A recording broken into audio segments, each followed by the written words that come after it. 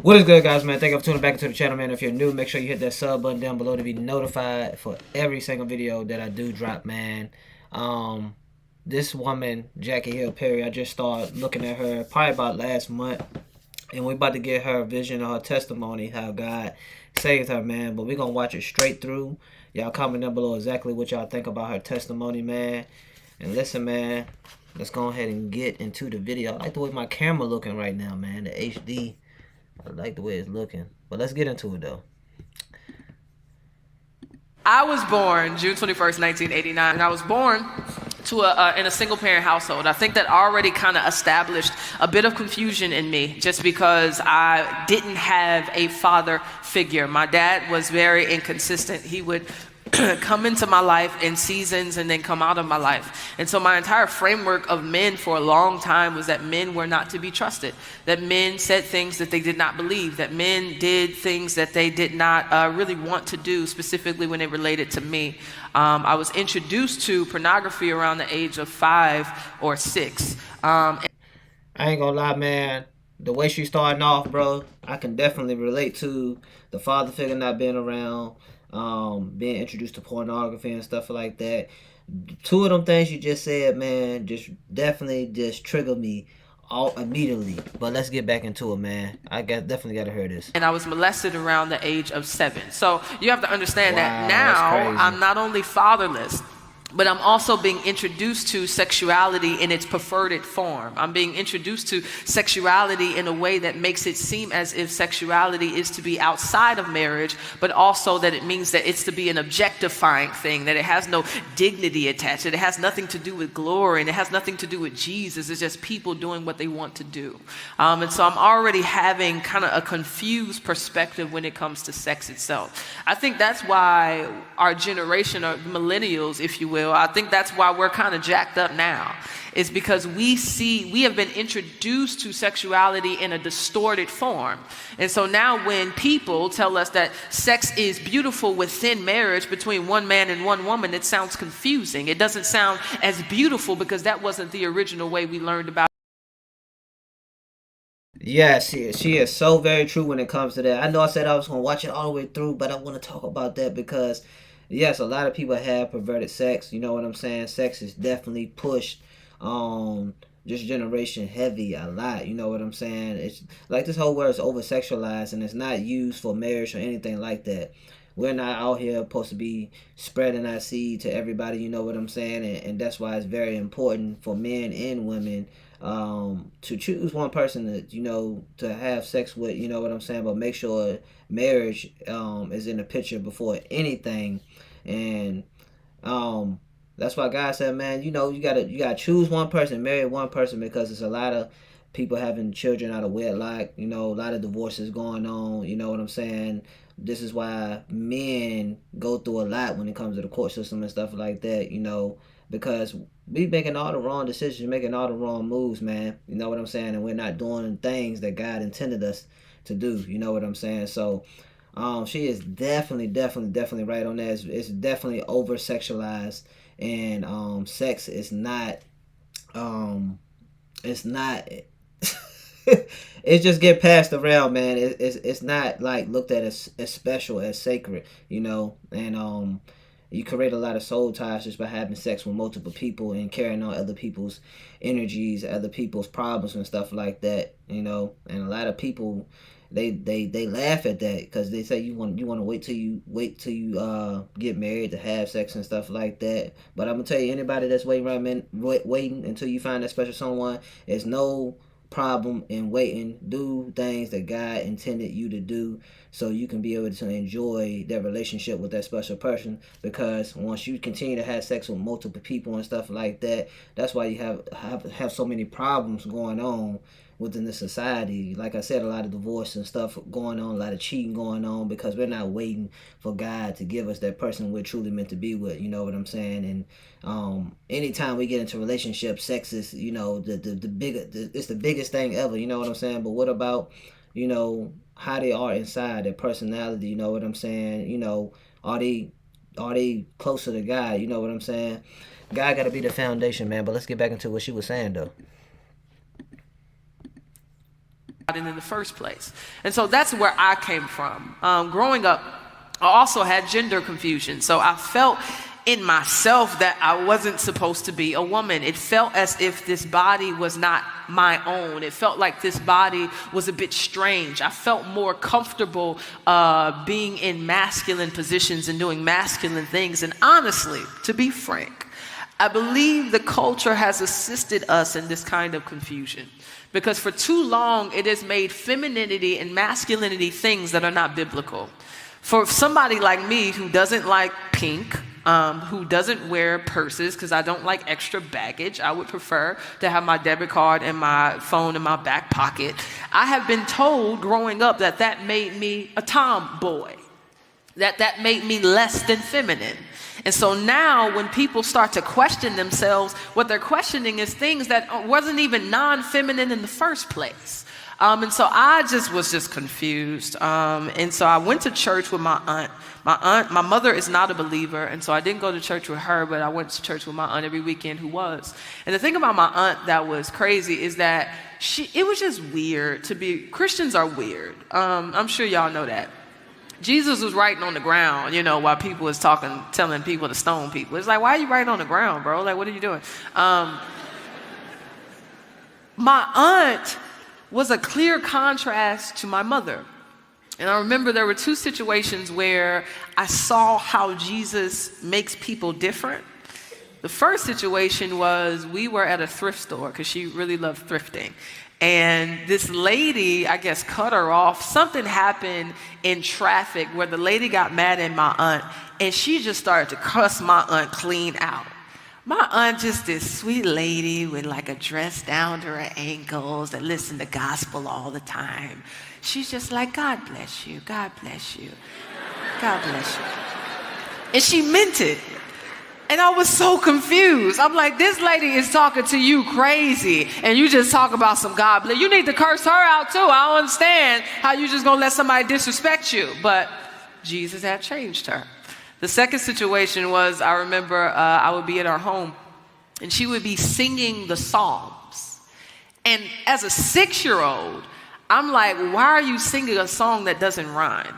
I don't really understand how, like, nothing connects. It's just you and Jesus. But to me, it was a distinctive difference between how she lived her life and how I saw my mother live her life.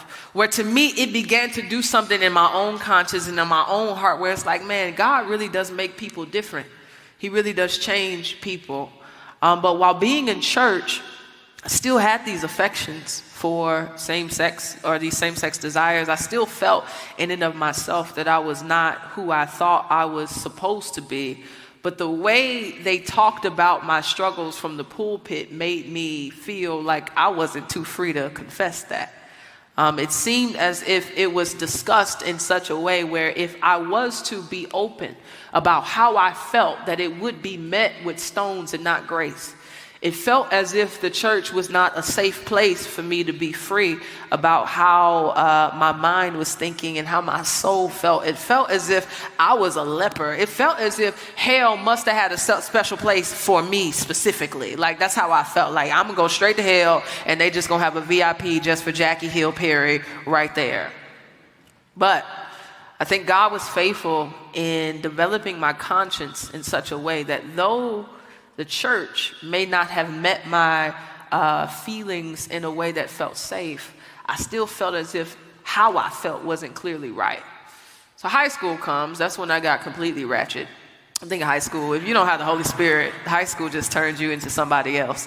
High school, I just started doing what I wanted to do, started to become incredibly rebellious. I still am a rebel. I just try to submit that under Jesus. But I'm just not a fan of authority. I'm just not a fan of people telling me what to do. I was so bad. Please don't follow my lead, but I was so bad to the point that my freshman year, my teacher would hand me the paper, I would sign my name and give it back to her.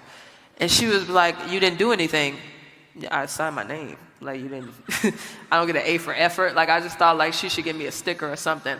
And so I was just a terrible student. I was a terrible person. High school dance, I was 17. This young lady that I knew from middle school, She came up to me and she asked me if I would be her girlfriend. By this time, no one had ever known that I was same-sex attracted, because in that season of my life, it wasn't a cool thing to do. And so nobody had known. So she asked if I could be her girlfriend, and I was just like, girl, that is really gay. Like, you need to get out of my face, because I had to like front, and act like that's not what I was with. But when I went home, I could not get her question out of my mind. And I sat at home and I started to wrestle with her invitation. And I started to ask myself, Jackie, like, you've been wanting to do this for a long time. You've been feeling these desires since you were 5, since you were 6. Like, why not do it now? And so I got on MySpace. I don't know if y'all remember that anymore. That's when Tom was cool. I got on MySpace. Does it even exist? Is it alive? He probably works for Zuckerberg or something, I'm sure. That's the Facebook guy. I got on MySpace, and I messaged her, and we entered into a relationship that lasted maybe 6.5 days. After that relationship, if you want to call it that, I called this guy, because in my mind, I'm like, okay, God doesn't like gay people, so let me just try to be straight. So I called this dude because, yeah, I did. And I remember kissing him, and it felt like every attraction I had for a guy had left. It felt like it wasn't natural. It felt like it wasn't normal. So I made up in my mind that it must be that I am supposed to be gay. So what did I do? I got back on MySpace, and I got into a relationship with one young lady who I was with for 2 years. In that relationship is when I transitioned into the role of a stud. So in the Black community, a stud is the lesbian female that dresses typically in masculine apparel. She typically is the domineering voice in the relationship. She plays the male, et cetera, et cetera. I think in white communities, sometimes it's called butch. And so that's what I was. In that world, I had boxers, I sagged my pants, I wore sports bras that would flatten my chest so that you couldn't see it. At that time, I had long hair, so I would just put my hair back in a ponytail. I was never bold enough to do a low cut. I was a bit scared of how I would look with short hair. And so that's what I was. I was going to gay clubs, going to gay pride parades, engaging in that lifestyle to the fullest extent that I could. But while I was in it, the interesting thing is there was this kind of dichotomy of having fun, but not having joy. And I couldn't really figure out the difference between the two, because I was enjoying myself. I loved my girlfriend. I loved my friends. I felt like what I was doing was who I was, but at the same time, I could not get a hold of peace. And I didn't necessarily know how to, because I felt like Christianity was just a bunch of dutiful people. Like, they just seemed, I used to go to church and everybody just seemed unhappy. I was just like, why are these people so mad all the time? Like, I just didn't want to be that. And I didn't want to wear long dresses and just listen to only gospel. Like, I just felt like that was what Christianity was. I had never known that Christianity was Jesus. I had never known that Christianity was relationship. I had never known that salvation was a supernatural work of the Spirit of God. So I'm in this lifestyle, I'm doing me. The interesting thing is, a Christian never spoke to me while I was in it. When I would be around Christians, they would actually look past me. They would look through me. They wouldn't look at me. They wouldn't talk to me. They would ignore me. And I'm not sure why. I can't judge their motives, but I think it could be 2 things. 3 things. It could be fear. Fear of how I would respond to them if they told me about Jesus. I think another thing could have been self-righteousness, is that they assumed that my sin deserved more hell than their self-righteousness did. I think another thing could have been just indifference, no concern for how God was seeing me in that moment. But the thing was, God was faithful to continue to work on me. So my convictions just would not let up. I think that's the thing about when you kind of grow up in church, is that you know too much to be able to do things without conviction. And so I knew a lot about God, so my convictions would not wane, and I didn't like it. I would be at the club, and I'm just like, I don't understand why I'm thinking about Jesus right now. I just really wish this would go away. So I called my cousin. My cousin was the only believer that I knew who would not quote Revelations as soon as we got on the phone. I don't know if you know any of those kinds of saints that just won't tell you about hell every time y'all get on the phone. You know you're going to hell, right? I didn't. She wasn't one of those. She would actually have a conversation with me, ask me about my day. And so I called her, and I was like, Keisha, I feel like God is calling me, but I really don't want him. I don't want God. Like, I'm enjoying my life. I'm having fun. I'm like chilling. You know what I'm saying? Like, I could really do without him. And she told me, she was like, God is going to show you how much you need him. I wish she didn't say that, because my life just became real bad. It just got hectic. So I'm going to just say this briefly. So my dad died. That was sucky. And then I got some money from him dying, and being the fool that I am, got on eBay and bought a car. Don't ever buy a car on eBay, okay?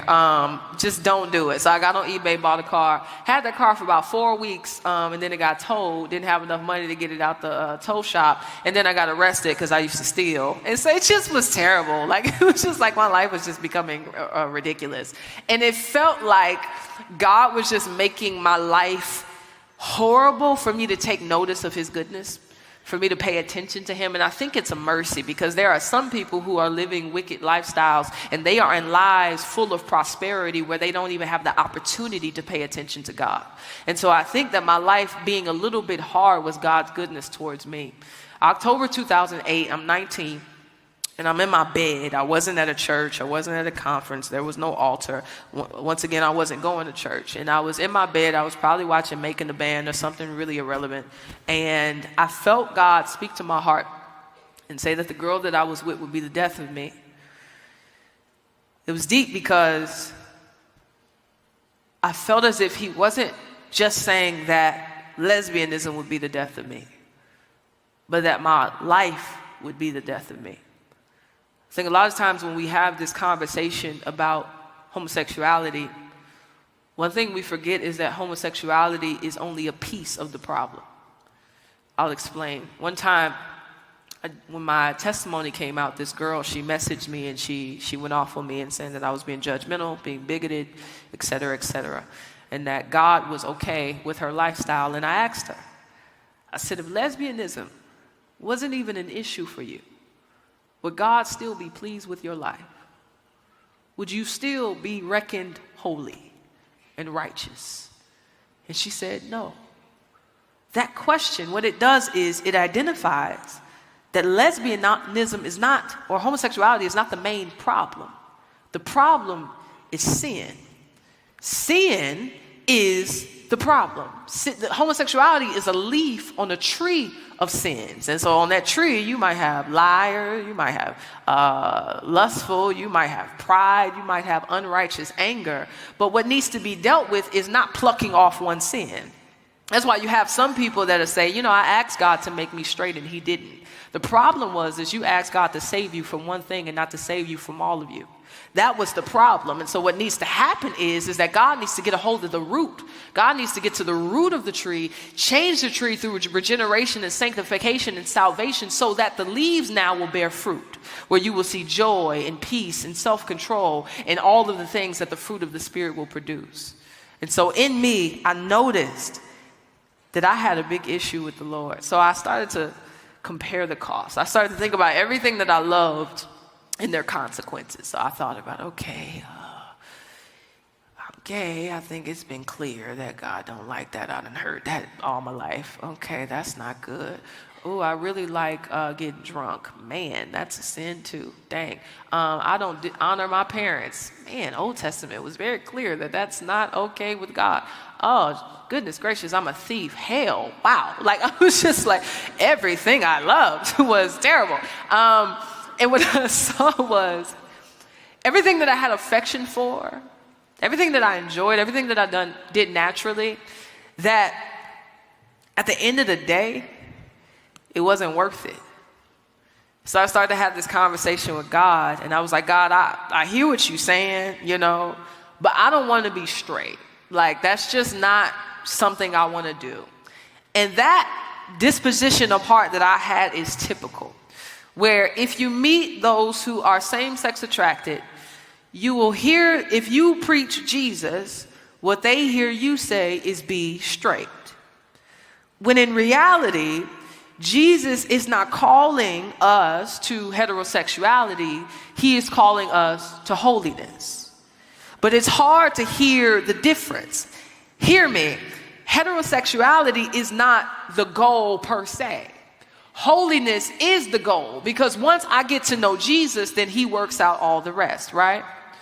I think sometimes people have become what I like to call heterosexual evangelists, where when talking to the LGBTQ community, they will present the gospel of marriage or the gospel of being straight as if that is the goal of this life.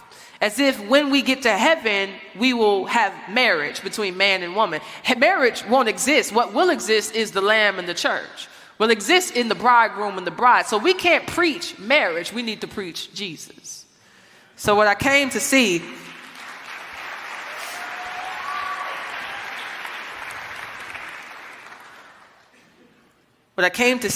was that God was ultimately calling me to himself. That God wanted me to know him. That God wanted me to love him. That God wanted me to serve him. So I told God in my bed, I'm like, man, what you calling me to is hard. I had tried to be saved about 18 times, reading the little sinner's prayer on the back of the little books about heaven. And it just never seemed to work, because no one had ever explained to me that salvation was a supernatural work of the Spirit of God, that I can change my clothes all day. I can change my friends all day. I can start listening to certain music, but that would not change my heart. That would not change my nature. That would not change my mind, that I needed the Spirit of God to do the work for me. And so I told God, I don't know how to do what you are calling me to do, but I know enough about you to know that you will help me. I had no idea that that was repentance, because I didn't know that word existed. I had no idea that was faith, because I didn't know that that word existed. But what had happened was I saw my sin rightly. I saw it as unworthy of my time. I saw it as unworthy of my attention. I saw it as worthless. I saw it as not good. I saw it as an idol. I saw it as a lie. All of my sin, hence. I saw it all for what it was, and I turned. But I didn't turn to self-righteousness. I didn't turn in on myself to think that I can make myself saved. What I did was I turned to Christ, seeing that only he could save me, only he could change me, only he could renew me, only he could sanctify me, only he could regenerate me, and I had no choice but to believe. Faith is not optional. God was not suggesting that I would repent and believe in his name. He was commanding it. So that's what I did, and God saved me. And I knew I was different the next day, because I went to work. I used to work at Wendy's, so if y'all want the recipe for a junior bacon and the sour cream and chive potato, holla at me afterwards. They do have real meat, though. I'll let you know that. McDonald's, I can't vouch for them. Obviously, I have a thing against McDonald's anyway. I was at work, and this girl walked into the restaurant, and I was behind the cash register, and she was pretty. And I remember looking at her in typical fashion. What I would have did 2 days prior would be to stare at her, lust after her, objectify her, and maybe stare at her long enough to see if she, was on the same page that I was on. But in my heart, I was aware of God for the first time. And it wasn't as if God was never sovereign before. It wasn't as if I didn't believe that he saw me when I was in sin. It was just that this time I cared. I cared about what God thought about my behavior. I had a reverence for him that I had never felt. My clothes were still the same. I still had my sports bra on and my boxers on, but this time I wanted to honor God. I think it's valuable to talk about temptation when talking about these discussions, because I believe some people in the church have propagated this kind of lie that to be set free from sin means to not be tempted by sin. So I want to kill that. Because I've been in churches where they'll say, well, if God delivered you from that, you shouldn't be struggling with it. So if you're struggling with it, then you're obviously still that. That's still who you are.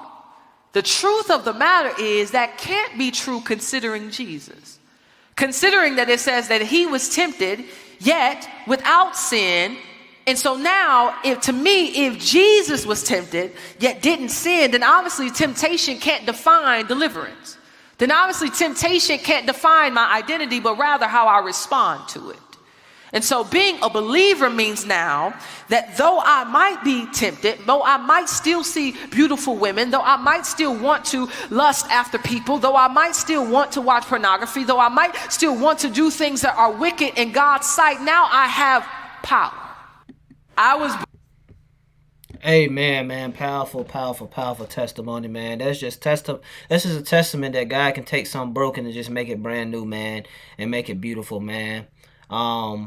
The pornography, like I said, and just, not growing up with that father figure, you know what I'm saying? I can understand her situation, you know what I'm saying, not having her dad in her life, which led her, you know what I'm saying, to liking, her own self, you know what I'm saying? But everything that she been through, you know what I'm saying, what she was battling with and whatnot, it's just a testament of how good God is. And no matter how low you are, you know what I'm saying, and how bad things may seem, man, long as you trust in God, long as you are relying on him, he'll get you out of whatever situation you in her situation. Whew. Yeah, that is a testament. And she was right, man. It doesn't matter if God does deliver you from whatever you're going with. That temptation is gonna come, but it's all about how you respond to that temptation, man. It's all about how you respond to that temptation, man. Y'all comment down below exactly what y'all think about her testimony, man. And listen, at the end of my videos, I always say stay inspired, stay motivated, stay grinding. Until next video, I'm out of here. Peace.